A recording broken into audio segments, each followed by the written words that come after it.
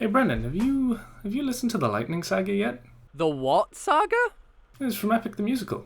Sean, you do know it's called the Thunder Saga, right? No. Here, let me show you. What are you talking about?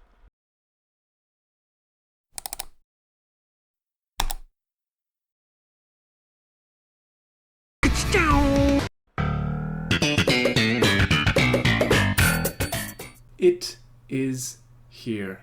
It's incredible how quickly Jorge Rivera-Herrans has started churning out all of these, especially now with the help of his home booth. We have gotten Ocean Saga, Circe Saga, Underworld Saga, and now Thunder Saga, with also 2 remastered Troy and Cyclops Saga at once. It has been an incredible time for the Epic the Musical community, and we have a lot to talk about. The remastered Troy and Cyclops Saga will have to wait for another video, so stay tuned for that, but the Thunder Saga gives us a lot to unpack, because it is the longest saga yet, coming in at 17 minutes and 58 seconds. Additionally, unfortunately, we live in the BST time zone, so while the live watch party was going on, I was,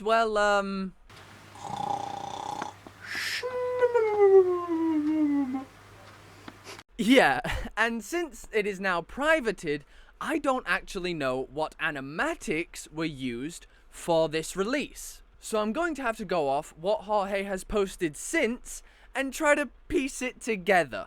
So we may or may not have committed the cardinal sin of lying about having seen a preview of Song 21 before it was released.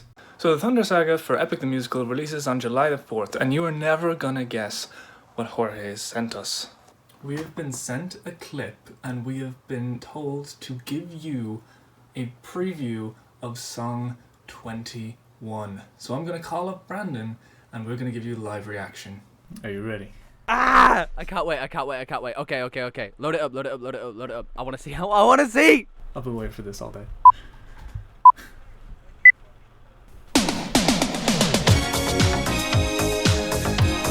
Yo! But now we can legitimately give our reaction to Song 21.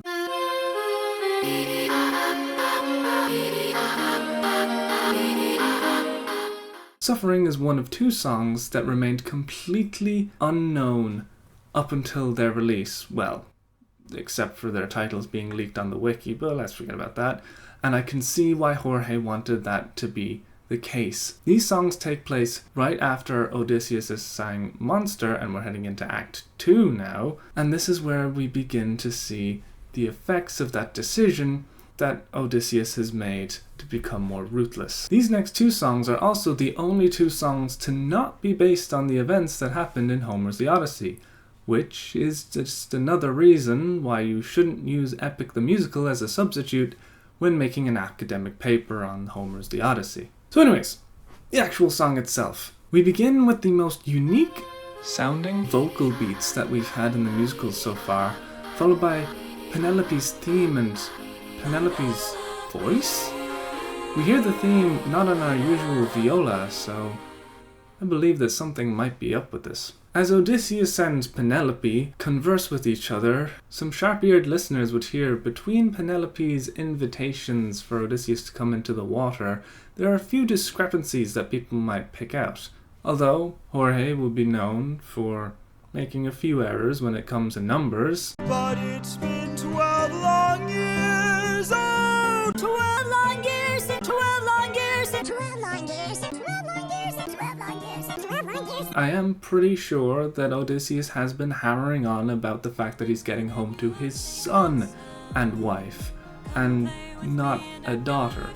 And of course, why would a sea captain be afraid of the water? If you're like me, you've probably noticed that Odysseus is using his cunning to try and probe and stall for information on how they are going to get back home without being accosted by Poseidon. And that is when they find out that their next destination is heading through the lair of Scylla. Similarly to when Circe had mentioned that the underworld was where they were headed to next, at the mention of Scylla's lair, the happy cheery music cuts out, and there's these foreboding vocals that haunt the background as the realization dawns on Odysseus what he has to do next.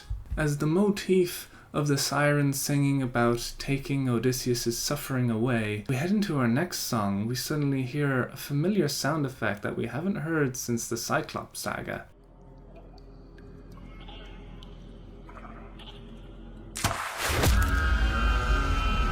Franchi and Paunchy.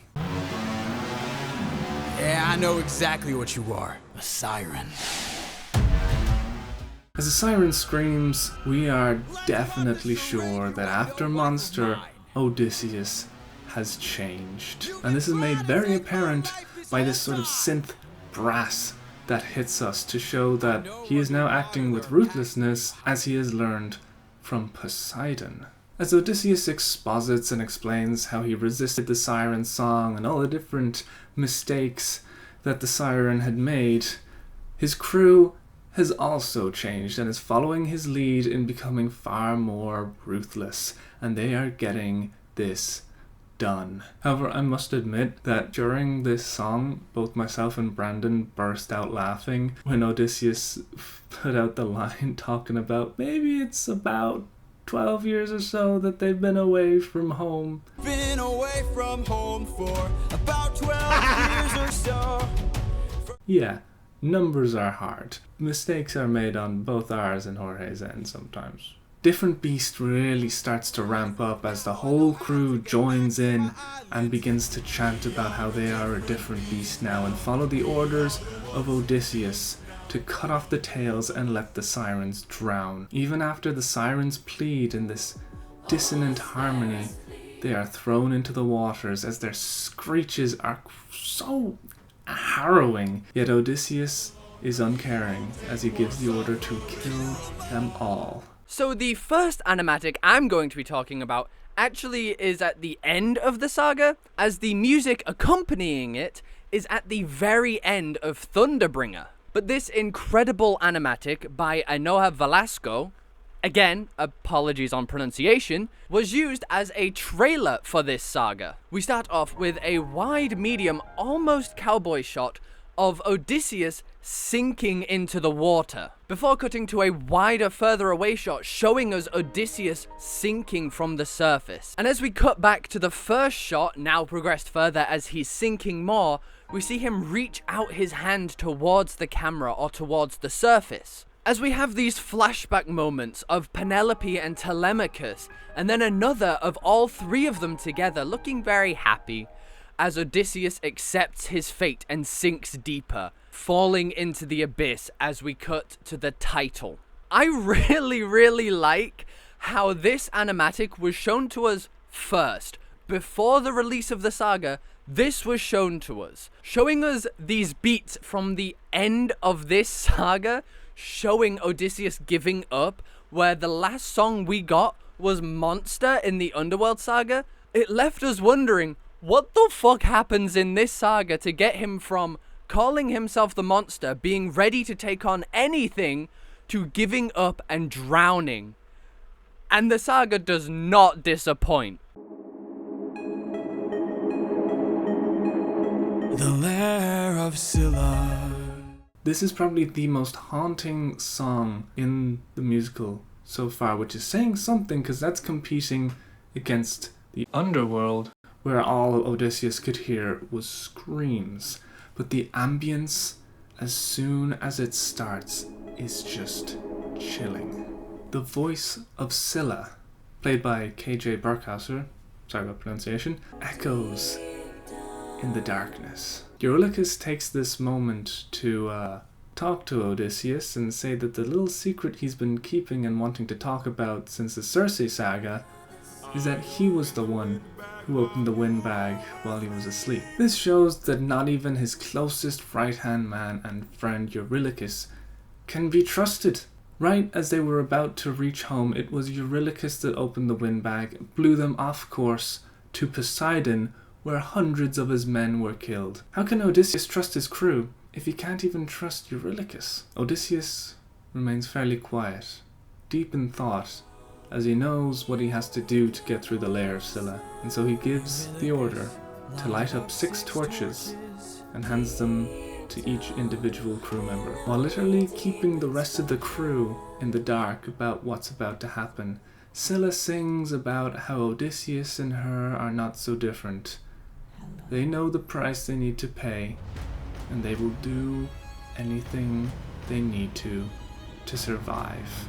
They will give any price that needs to be paid, and that price is 6 bodies to the 6 heads of Scylla.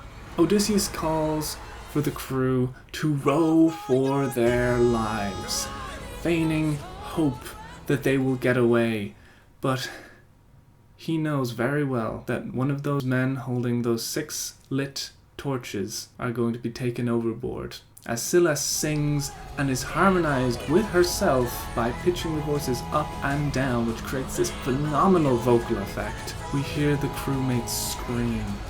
As with each line she sings, they are taken overboard and down into the depths below.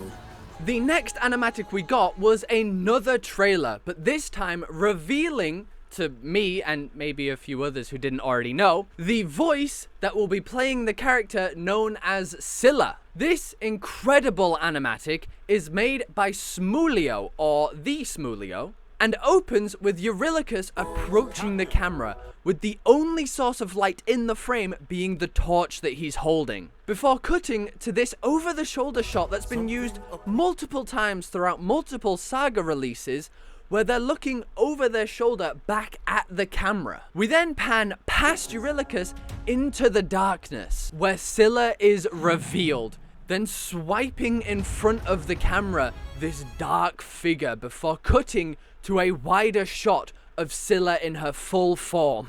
Cutting to different reactions on the boat, we see another head rise from the water, before cutting to Odysseus, who looks very focused. As more heads are revealed and the boat starts to sway, we get this almost hero shot of the gang on the boat, before cutting outwards to a reverse of the heads of Scylla surrounding them, leaving this animatic off with a very well composed piece of the heads of Scylla, Scylla in the center of frame, and just below Odysseus staring at the problem in front of him. Honestly, this animatic hyped me up so much. Even rewatching it right now, just so I can talk about the exact framing, I feel so hyped, and I've already listened to the saga.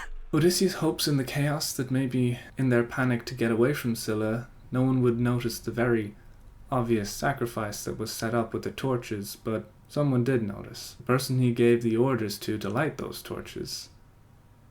Eurylochus. Psych!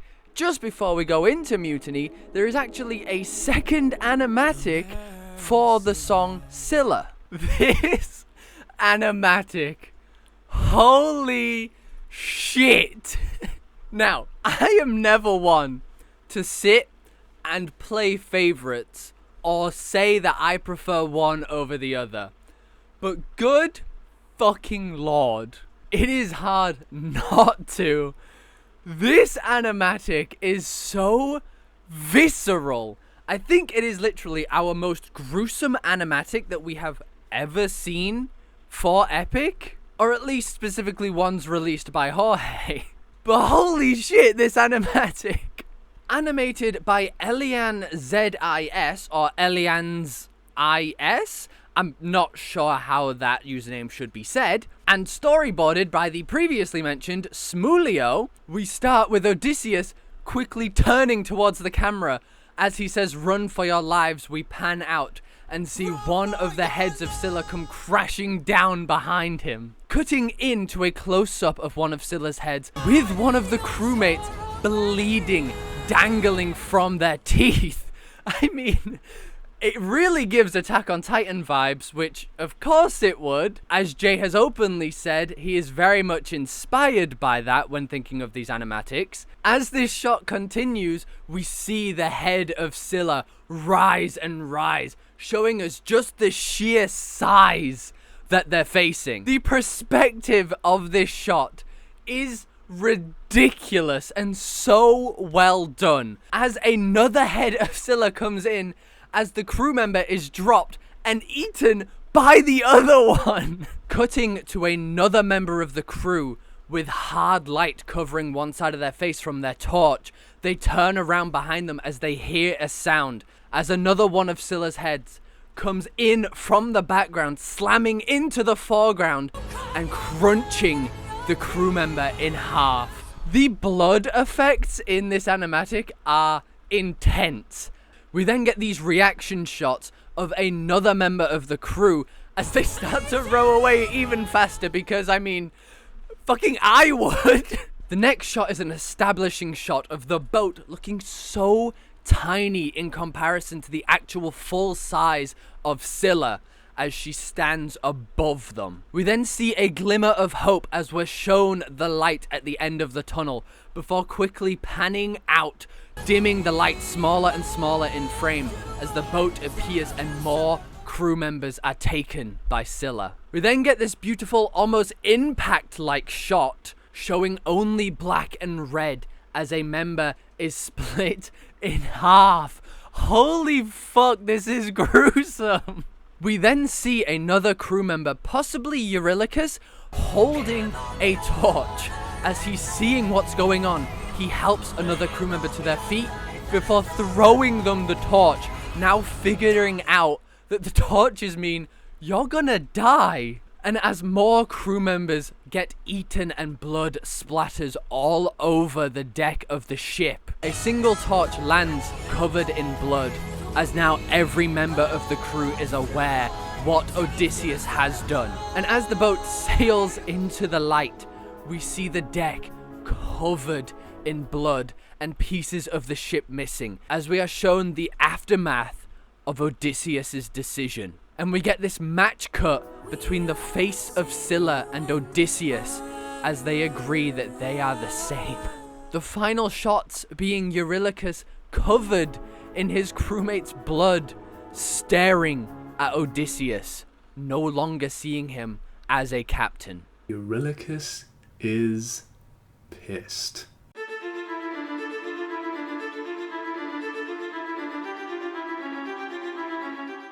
He is begging for Odysseus to explain that this is some sort of trick that the gods have set up, and that he did not just decide to trade lives with Scylla for safe passage instead of fighting her and making it through together as a crew. And when the captain doesn't answer, we get a moment that I have waited for since I saw Jorge and Armando fighting on the beach with Poseidon as a paid actor.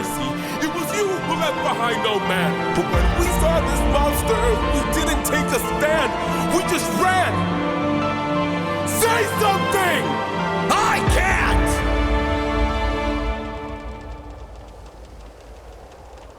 Then you have forced my hand. Lower your weapon. No can do. You miss your wife so bad you drain the lives of your own crew. Don't make me fight you, brother. You know you'd have done the same. If you want all the power, you must carry all the blame.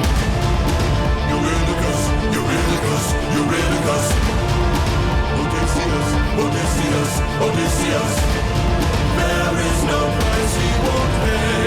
I am not letting you get in my way. Legend has it that Armando is still trying to get the water out of his ear to this very day. Mutiny has so many layers to it. Following on from these musical ideas introduced in Luck Runs Out, we see not only are the music and vocals breathtaking, but the visceral emotion from the line delivery of both Eurylochus and Odysseus just get the adrenaline pumping, ready for a fight between two mortal men. No gods, no monsters, it is just brother against brother. We hear the crew around them chanting their names and echoing the words of Scylla as the electric guitar kicks in and the drums beat.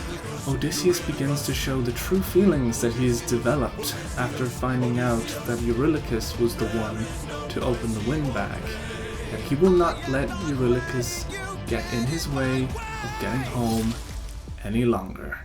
But then we hear the sound of stabbing and we were left with a very tense moment where I wasn't sure whether Eurylochus had just been killed as a result of this fight. But in the end, it is his entire crew that is turned against their captain. Odysseus is incapacitated, and when he awakes, he finds himself on an island filled with golden cows. We hear Eurylochus describe the situation, singing in the melody that Zeus did when giving instructions to Odysseus about killing the infant.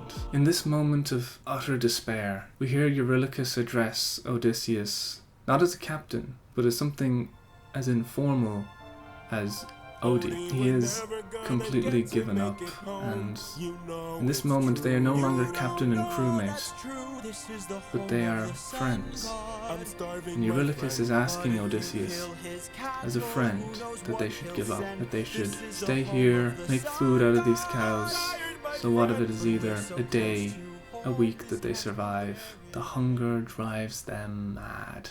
Hearing Eurylochus sing Just a Man broke my heart, as Odysseus begs him not to kill the cow, after he had just begun to enter this new mindset of being more ruthless and trading everything just for the sake of getting back home to his son and wife. His closest crewmates have all given up on that idea. Additionally, once Eurylochus kills one of those golden cows, we hear chorus vocals kick in the all too familiar danger motif, getting louder and louder. The crew all rush back to their ship, and in the weakest but most hurried rendition of Full Speed Ahead we've gotten so far, they frantically try to get away, but it is too late. There's a storm brewing.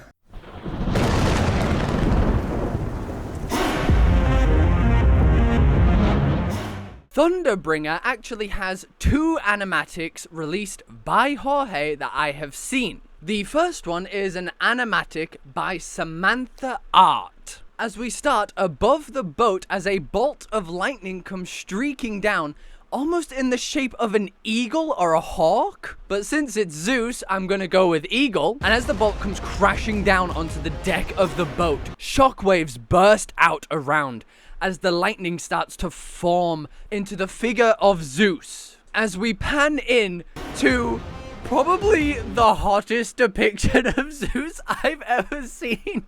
And even though I myself am straight, good lord, that is a handsome man.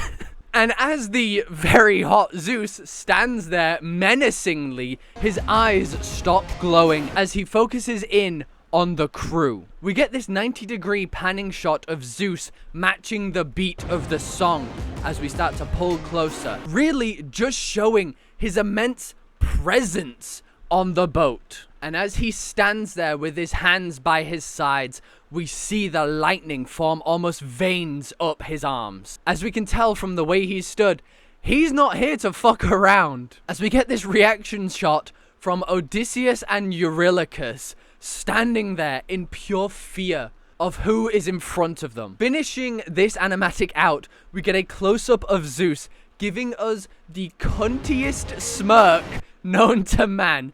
He knows he has all the power in that moment. And the final animatic that I am able to see is made by the wonderful Annie Flammer, who also made this animation of me and Sean.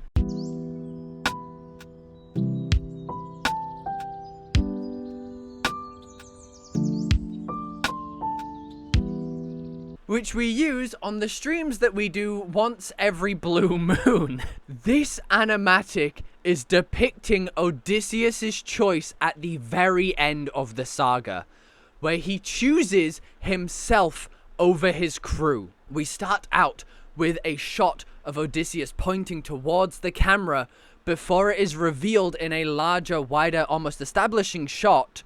Odysseus is pointing at his crew as Zeus stands there as a judge. Where we also see that the design of Zeus matches the design by Samantha Art, which shows that Jorge has a design for Zeus in his head, even down to the exact same outfit, which, by the way, looks fucking amazing. As we leave this shot with Zeus shooting into the air almost like Superman, But in this case, I suppose Homelander would be a better descriptor, as we all know what's about to go down. We cut to poor Eurylochus, now seeing that Odysseus has chosen himself over everyone else. He gets ready and into business as he pulls out his sword. He and the crew are not taking this sitting down, as we see them all charge at Odysseus, blades drawn. In a slow-mo shot, which we can tell because the beads of rain are slowly falling on the screen. And as the shots continue, we see Zeus continue to rise into the sky, gathering power to take out the crew, as the crew slowly approach Eurylochus, not knowing which one's going to strike first, but in the end, they're not as fast as lightning. And just before the final shot of the lightning bolt hitting the boat, we see Odysseus just look so defeated, having to choose two impossibles in his life, both of them given to him by Zeus. He almost feels nothing in this moment. Thunderbringer rocks the boat as thunder crashes and lightning strikes, and we hear instruments that we haven't heard since way back in the Troy Saga. But now, instead of Zeus being a cold, uncaring omen and guide to Odysseus' actions, he is here to deliver the consequences of a crew that has dabbled in the world of gods. This isn't a case of blinding a cyclops, letting him live, and revealing your name. Eurylochus killed a golden cow with the intent of eating it. The response is immediate and devastating. Like other gods, Zeus is accompanied by a chorus, and this one is intimidating as hell. However, Odysseus seems to have gained the respect, or at least the attention of Zeus, and in a cruel twist of fate, Zeus offers him a choice similar to the one he gave him back in Troy. The blood on his hands is something he won't lose, but all he can do is choose his own life or the crew's. Similar to in The Horse and the Infant, Odysseus begs for Zeus not to force him to make this choice. His mind and his heart are pulled in two different directions, and we hear this as two already established songs re-emerge: Suffering and Just a Man. We hear that as the option to allow Zeus to take Odysseus' life. In that way, he can allow him to take the suffering away from Odysseus and all the struggle that he's had and the burden he has had to shoulder throughout this journey can be taken all away, and he can call it quits right now. Alternatively, he can choose to sacrifice the lives of his crew, his entire crew. As the storm and Odysseus' mind quietens, Eurylochus and Odysseus get one last moment to talk it out and come to a final decision. And I haven't felt this emotional since Polides. As Odysseus makes his choice, Zeus destroys the ship, killing the remainder of Odysseus' crew and banishing Odysseus off to the shore of Calypso's island. He lies there as we hear this gentle piano playing Odysseus' theme, as we come to the end of such an emotionally taxing saga, with Odysseus alive but alone. Or is he alone? Okay, and I know that that was a very lovely ending to the video. However, I have just noticed that a new animatic was just released, like 3 hours ago, as of me finishing the edit of this video. I've chosen to put this animatic at the end of the video instead of with its intended song, because I already made the video flow well, so I'd have to go in, rearrange a whole bunch of shit, but I didn't want to just completely ignore this and pretend it didn't exist, making the video and leaving it. So, this animatic is made by the wonderfully talented Gwendy. It starts with a medium shot of Odysseus rising up into the center of frame as he's singing the lyrics to Different Beast. The remainder of the crew show up behind him in silhouette form, apart from Eurylochus, who is carrying, I believe it's called the Dragon Slayer sword from Berserk. And as we get this side profile panning from all of the unknown faces to Eurylochus, we cut back to this main frame, zooming or panning outwards, revealing everyone hyped up ready to show that they are indeed a different beast. And apart from that, that is it. I do hope that while I edit this clip, something else doesn't get released and I have to add something again.